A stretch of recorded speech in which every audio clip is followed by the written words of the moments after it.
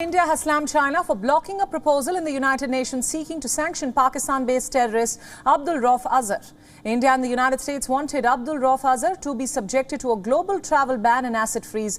Such a move has to be agreed by all 15 members of a Security Council Sanctions Committee. A spokesperson for China said that they had placed the request on hold since they needed more time to study the case. The Indian government sources said that China putting Azhar's listing on hold was unfortunate and exposed China's double standards on the matter.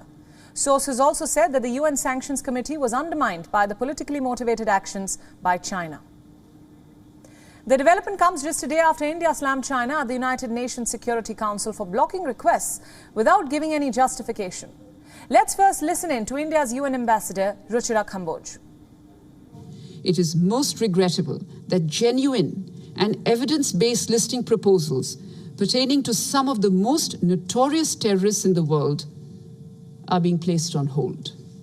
Double standards and continuing politicization have rendered the credibility of the sanctions regime at an all-time low.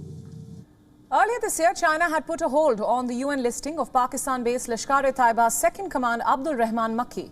India is currently the chair of the Security Council Counter-Terrorism Committee for the year 2022 and will be hosting a special session of the UN's Counter-Terrorism Committee in Mumbai and Delhi on the 28th and 29th of October. And for more details, our principal diplomatic correspondent Siddhant Sibal is now joining us live from the Indian capital, New Delhi. Siddhant, thanks for joining us. India has slammed China yet again for blocking a proposal at the UN seeking to sanction a Pakistan-based terrorist. What more can you tell us about this?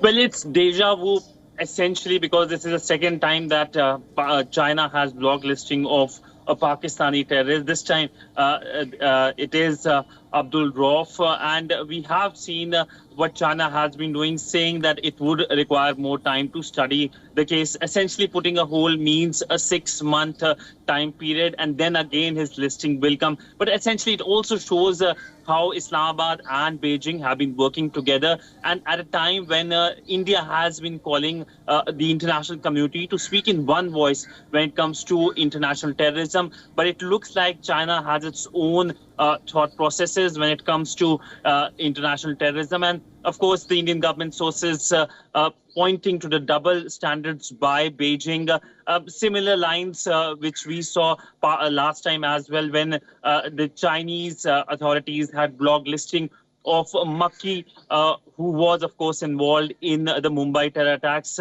Abdul Rauf has been involved in major terror attacks in India, whether it is the Parliament attack in 2001, the Pathankot attack in 2016, or whether it's the hijacking of the IC-814 in 1999.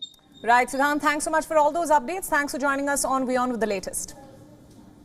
WION World is now available in your country. Download the app now and get all the news updates on the move.